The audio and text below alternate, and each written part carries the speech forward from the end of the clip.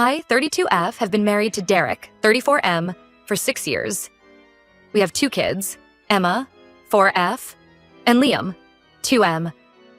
I thought we had a good marriage, but something happened recently that made me question everything. Derek and I met in college. We were both part of the same study group for our economics class. I was immediately drawn to his quick wit and charming smile. We started dating in our junior year, and things moved pretty quickly from there. After graduation, we both landed jobs in the same city. I became an elementary school teacher, and Derek went into marketing. We got married 2 years after college and settled into a cozy apartment downtown. Life was good for a while. We were young, in love, and excited about our future together. When I got pregnant with Emma, we were over the moon. Derek was so attentive during my pregnancy, always making sure I was comfortable and had everything I needed. But things started to change after Emma was born. The sleepless nights and constant demands of a newborn took their toll on both of us. I took a few months of maternity leave, but Derek dove right back into work. He started putting in longer hours at the office, saying he wanted to secure a promotion to provide for our growing family. I understood his drive to succeed, but I started feeling like I was doing the bulk of the childcare and household work alone. Even when Derek was home, he seemed distracted and uninvolved. I'd have to ask him multiple times to do simple tasks like changing Emma's diaper or washing bottles. I tried talking to Derek about it several times. He'd always apologize and promise to do better, but nothing really changed long term. When Liam was born 2 years later, the imbalance in our relationship only got worse. I was juggling a toddler, a newborn, and my teaching job while Derek continued to focus primarily on his career. Don't get me wrong, Derek is a loving father. He lights up when he plays with the kids on weekends. But when it comes to the day-to-day grind of parenting and running a household, I feel like I'm doing it mostly alone. I've lost count of how many times I've had to remind Derek about doctor's appointments, daycare schedules, or buying new clothes for the kids as they grow. He never seems to notice when we're running low on groceries or when the house needs cleaning. If I don't explicitly ask him to do something, it just doesn't get done. I've tried every approach I can think of to get Derek more involved. I've had calm discussions with him about how overwhelmed I feel. I've left lists of tasks that need doing. I've even tried stepping back and letting things fall apart to see if he'd step up. Nothing seems to work for more than a few days at a time. Despite all this, I still love Derek. When we do get rare moments alone together, I'm reminded of the fun, caring guy I fell in love with. But those moments are getting fewer and farther between as resentment builds. Last month, we planned a family vacation to visit my sister Carol, 29F, who recently moved to Florida. Carol and I have always been close, and I was really looking forward to seeing her new place and introducing her to Liam, who she hasn't met in person yet due to the pandemic. I thought the trip would be good family bonding time for all of us. I spent weeks preparing for the trip, buying new summer clothes for the kids, arranging for a pet sitter for our cat, packing all the essentials we'd need for traveling with 2 young children. Derek's only contribution was booking the flights and hotel. The day of our flight arrived. We got to the airport and everything seemed fine at first. We checked our bags and made our way through security. As we approached our gate, Derek said he needed to use the restroom. I said no problem and waited with the kids near the gate. After about 30 minutes, I started to get worried. Our flight was due to board soon, and Derek still hadn't returned. I called his cell phone, and he sounded evasive when he answered. I pressed him on where he was, and he finally admitted he had upgraded himself to first class without telling me. I was absolutely furious. Not only did he abandon me to wrangle 2 young kids alone on a 4-hour flight, but he did it in such a sneaky way. When I confronted him, he got defensive and said he deserved a break because work had been stressful lately. He claimed it wasn't. A big deal since it was only a 4-hour flight. I couldn't believe what I was hearing. Here I was, exhausted from weeks of planning this trip and managing the kids solo as usual, and Derek thought he was the one who deserved a break? I told him he needed to come back immediately, or I would leave and go home with the kids. He refused and said I was overreacting. At that point, I was so angry and hurt that I decided to board the plane without him. I didn't even wait for our checked bags. I just got the kids on board and we flew to Florida. Emma kept asking where Daddy was, and I made up an excuse about him taking a different flight. When we landed, I ignored Derek's calls and texts. I went straight to my sister Carol's house. She was shocked when I showed up with the kids and no Derek. I broke down crying and told her everything, not just about the airport incident, but all the built-up resentment and frustration from years of feeling unsupported. Carol was furious on my behalf. She's always been protective of me, even though she's younger. She insisted we stay with her as long as we needed and said Derek's behavior was completely unacceptable.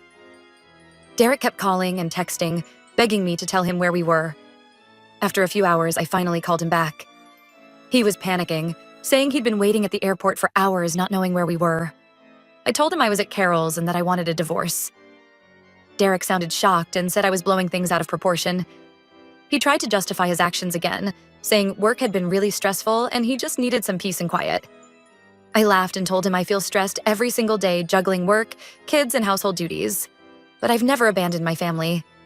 I laid out all my frustrations. How I feel like a single parent most of the time. How he never takes initiative with the kids or chores. How I'm tired of having to manage everything. Derek tried to argue that he contributes equally, but that's just not true. I'm the one who remembers doctor's appointments, buys the kids' clothes, plans meals, coordinates schedules, etc. Derek only does things if I explicitly ask him to. I told Derek I was done. The first class upgrade was the last straw after years of feeling unsupported and taken for granted. He kept trying to convince me to come to the hotel to talk things through, but I refused. I said I needed space and would be staying with Carol. A few hours later, Derek's parents called me. They've always been kind to me, and I've had a good relationship with them over the years. They apologized for Derek's behavior and begged me not to get divorced. They said Derek was devastated and that surely we could work things out. I felt conflicted after talking to them. Part of me still loves Derek and wants our marriage to work. We have so much history together, and I know he loves the kids. But another part of me feels like I've given him so many chances already. I'm exhausted from years of trying to make him understand how I feel, only for nothing to really change. I'm torn about what to do next. I know divorce would be hard on the kids.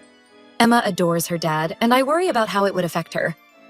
But I also don't want to model a marriage where one partner does everything while the other coasts. Am I overreacting to the first-class incident? Should I give Derek another chance? I could really use some outside perspective. Tia for leaving my husband at the airport and threatening divorce over this? Update 1. It's been about 2 weeks since my last post. Thank you to everyone who offered advice and support. I wanted to give an update on what's happened since then.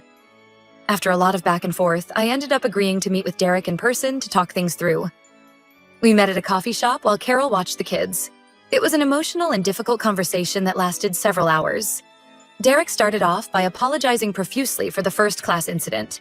He admitted it was selfish and inconsiderate. He said he's been doing a lot of reflection over the past 2 weeks and realizes how much he's taken me for granted. I told Derek that while I appreciated the apology, this wasn't just about the plane incident. I laid out all my frustrations again. Feeling like a single parent, carrying the mental load for our family, lack of initiative on his part, etc. I explained that I've brought these issues up many times before, but nothing ever changed. To my surprise, Derek opened up about some things he's never shared before. He admitted that he's been struggling with anxiety and feelings of inadequacy as a provider. Apparently, his own father was very critical and always pushed Derek to be more successful. This led to Derek internalizing a lot of pressure to climb the corporate ladder and provide a certain lifestyle for our family. Derek said he's been working long hours and stressing about money because he wants to give us the best life possible. But he realizes now that in doing so, he was neglecting what's truly important, being present as a husband and father. He said he often feels overwhelmed by the demands of parenting and household management, so he tends to retreat into work where he feels more competent. I was surprised to learn about Derek's anxiety issues.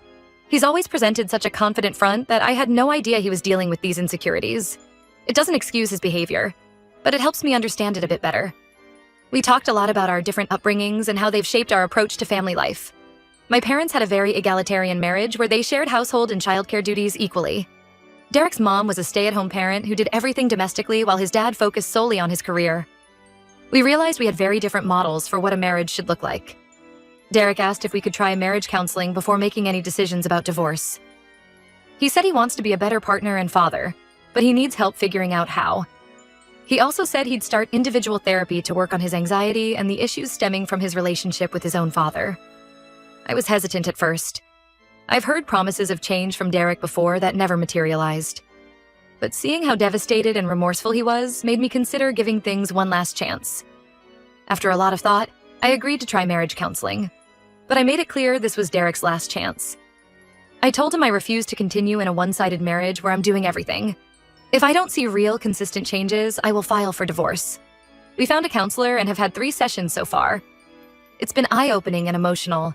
The counselor is helping us improve our communication and teaching Derek how to be a more active partner. She's also encouraging me to be more direct about my needs instead of silently resenting Derek. We've been doing exercises to help Derek get more comfortable with childcare and household tasks. The counselor pointed out that Derek's avoidance of these things was likely rooted in anxiety about doing them wrong, so we're working on building his confidence. At home, I've seen Derek making more of an effort. He's been helping with the kids' bedtime routine, doing laundry unprompted, and even planned a date night for us. It's a start, but I'm cautiously optimistic. I'm still staying at Carol's for now. I told Derek I need more time and want to see sustained changes before moving back home. He was disappointed but understood. We're doing family dinners a few times a week so the kids can see Derek. Emma has been asking a lot of questions about why we're not all living together. It breaks my heart to see her confused and upset. We've tried to explain things in an age-appropriate way, saying Mommy and Daddy are working on some grown-up problems, but we both love her and Liam very much. I'm still not sure what the future holds for us, but I feel like we're both putting in genuine effort to fix our issues. Only time will tell if it's enough. I'll post another update once I've made a final decision about our marriage. Thank you again for all the support. Update 2. It's been about 2 months since my last update. A lot has happened, so I wanted to fill everyone in. Derek and I continued with marriage counseling for several weeks. Initially, things seemed to be improving. Derek was more engaged at home and with the kids. He was communicating better and seemed to be really trying. We had some good moments during this time. Derek took a day off work to take Emma to the zoo, something he'd been promising to do for months. He started doing bedtime stories with Liam every night. We even had a few date nights where we reconnected and remembered why we fell in love in the first place. However, as time went on, I noticed old patterns starting to creep back in. Derek would forget important things I told him about the kids, like Emma's dance recital or Liam's doctor appointment. He'd promise to handle certain tasks, then not follow through. When I'd bring it up, he'd get defensive or make excuses about being too busy with work. I tried to be patient, reminding myself that change takes time. But it was hard not to feel discouraged when I saw Derek slipping back into his old habits. The mental load of managing everything was starting to weigh on me again. One incident really stands out. Emma had a bad cold and was up most of the night coughing. I asked Derek if he could stay home with her the next day since I had an important meeting at work. He agreed, but when I got home that evening, I found out he'd dropped Emma at my mom's house instead because a crucial work meeting came up. I was furious. This was exactly the kind of thing we'd been working on in counseling. Derek prioritizing work over family responsibilities. When I confronted him about it, he got defensive and said I didn't understand the pressure he was under at work. The final straw came last week. We had a counseling session where the therapist asked us to discuss our goals for the future. I talked about wanting to feel like equal partners in our marriage and family life. Derek said his main goal was to get a promotion at work so he could provide better for the family. When I pointed out that financial provision wasn't our main issue, he got frustrated and said I didn't understand the pressure he was under. He went on a long rant about how hard he works and how ungrateful I was for the lifestyle he provides. It hit me then that despite all the counseling, Derek still didn't truly get it. He was so focused on his role as a provider that he was missing the point about being an equal partner and engaged father. No matter how many times I tried to explain it, he couldn't seem to understand that what I really needed was his presence and participation in our daily lives. After that session, I did a lot of soul-searching. I thought about the past few months and realized that while there had been some improvements, the fundamental issues in our marriage remained. Derek was still prioritizing work over family and leaving me to carry the bulk of the mental and emotional labor. I also reflected on my own part in our dysfunctional dynamic. I realized I'd enabled Derek's behavior for years by picking up his slack and not enforcing boundaries. I'd let resentment build instead of consistently advocating for my needs. After a lot of careful consideration, I made the difficult decision to file for divorce. The trust was broken, and I didn't believe things would truly change long-term. I deserved a true partnership, not a one-sided marriage where I was constantly picking up the slack.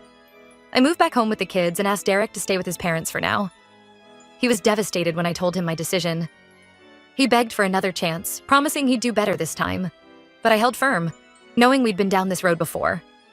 We're working out a custody arrangement that allows Derek plenty of time with the kids.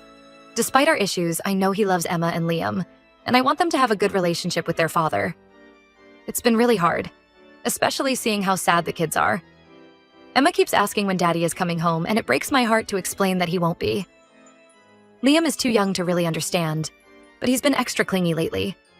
I'm focusing now on healing and building a new life for myself and the kids. I've started individual therapy to work through my own issues that led me to accept this imbalanced dynamic for so long. Carol has been an incredible support through all of this. She's helped with the kids, listened to me cry, and reminded me that I'm making the right choice for my long-term happiness and well-being. I'm not sure what the future holds, but I'm cautiously optimistic. For the first time in a long time, I feel like I'm standing up for myself and my needs. It's scary, but also empowering. Thank you to everyone who's followed my story and offered support. It means more than you know. Wishing you all the best.